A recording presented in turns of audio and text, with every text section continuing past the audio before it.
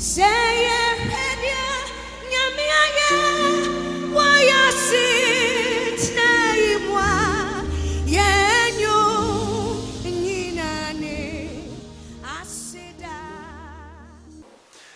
Hallelujah, hallelujah, hallelujah. Beloved, you are welcome on the show, God's Word for Today.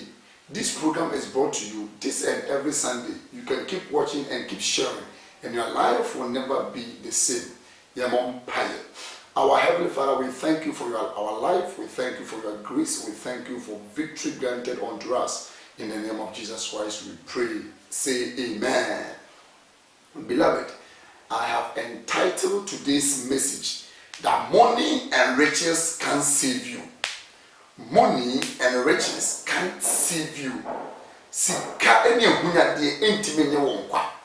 It is very good and very important to have money, to have riches.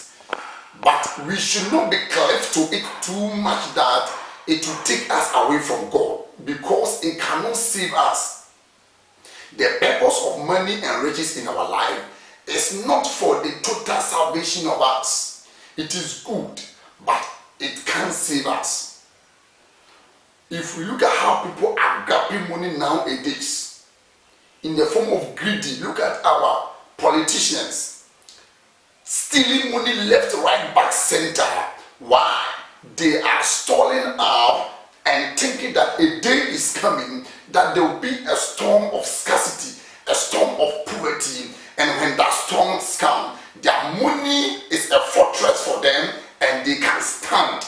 But I assure you one thing, if the storm of Jehovah blows, you will perish together with your money. See, kana with your toma, I also say you see a cheap buy, and on our dino, a simple buy, and our share no. Sarah Debufu and bar, what is he coming in our year? Others also trust and believe totally in fame and in connections.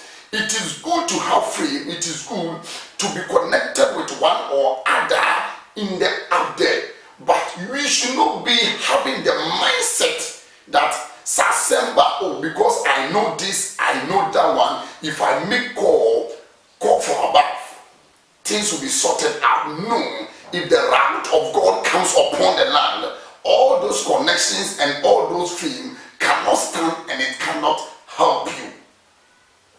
Money is limited. If money could even really save normal life, there are some people in life, they will never die. It's good to have money, but don't worship money, don't love money, don't act in money as if money is God. No. Money can't save you. Money can never save you. Show me someone who loves money so much, and I'll show you the person who is immature in Christ. Tell me someone who loves money than God, and I'll tell you someone who is not a Christian, who has never ever met Jesus Christ. Because if you meet Christ and if you encounter with Jesus Christ, your attitude and mindset concerning money will change. You value God more than money. Obi timi hu obi na menusu no obu ne kra no dem chain nipa. Obi timi hu obi na obu ne fie no dem no chain nipa. Efie edi nipa mo sana ye de dotie na ye. He value houses, he value his car more than human being. Why? Because the money and those buildings are his fortress. So he speaks with the boldness and boastful because he's having those material things. But I'm telling you, a wind is about to blow. That money and that riches can't stand, and your money will fail you. What will keep you is having God on your side. For the Bible said, with God, all things are possible, not with money. Those that met Christ value God, value the kingdom more than money. Zacchaeus encountered Jesus Christ, and from the inner being of himself, he said, if I have one way or the other stolen something from anyone, I repay it 4 to the person. Even I stole one, I give extra 3 to the person making 4. Why? Because he saw that God was more valuable than those material things. Mary Magdalene encountered Jesus Christ and broke down her alabaster box full of oil. That fragrance was very expensive. Judas, who was one of the apostles, said, "What a waste." So it does not amaze me, even if now men of God are grappling and chasing money with their love. It's not having money that is wrong, but loving money more than God. You can't love a blessing more than the blesser. God bless you for you to become a blessing. So you cannot worship the blessings of God instead of God who blesses you. Then that money has become a mammon. That money has become a God to you. If you cannot give it out, then it has become a God that you are worshiping. Mary Magdalene broke it off and said that all what I need is Jesus Christ. I have this thing all along, but I was not having inner peace. But as I met Christ, I have seen the joy in me, and that is all in all. Beloved, don't let money and riches draw you from God, but let it bring you to God. There was a young man in the Bible that encountered Jesus Christ, and Jesus said, "Follow me, brother."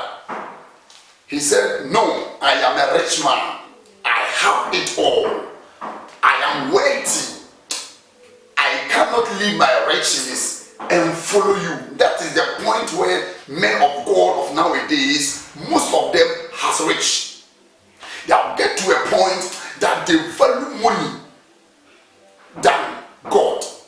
They can even discriminate among church members based on their status of their bank account, how fat the bank account is. Even if the person is a wealthy man with very much money, they will be visiting that person day in and day out than the one who is very committed but had nothing.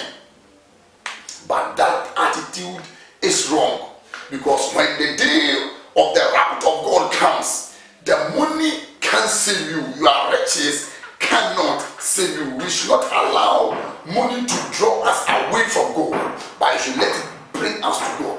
If you read the book of Ezekiel, chapter 7, verse number 19, the Bible said, "A time will come that your money will be thrown to the system like nothing. It will be like refuse. It will be as nothing. It cannot stand the test of time when the wrath of God comes." Why?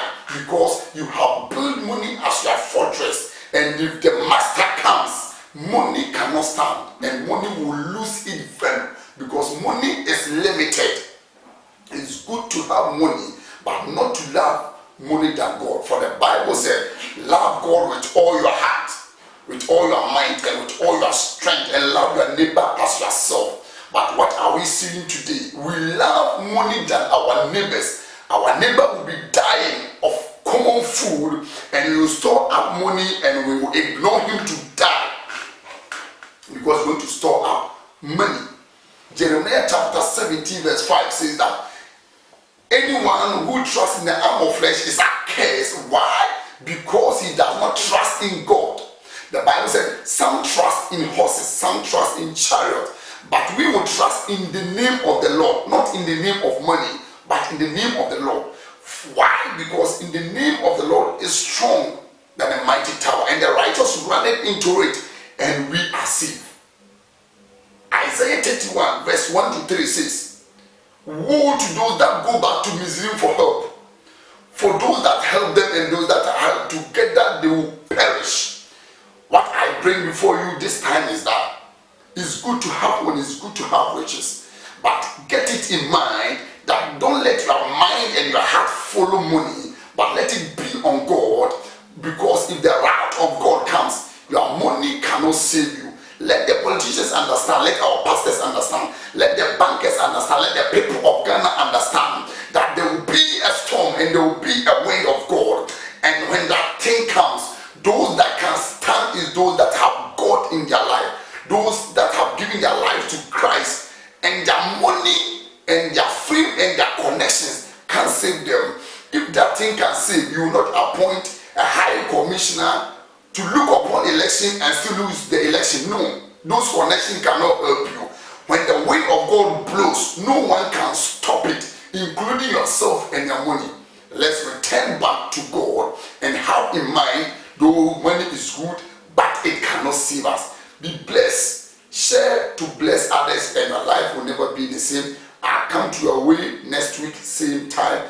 My name is Pastor Richmond Ozusafo. Be blessed and be favored. Meet you next time. Bye bye. Say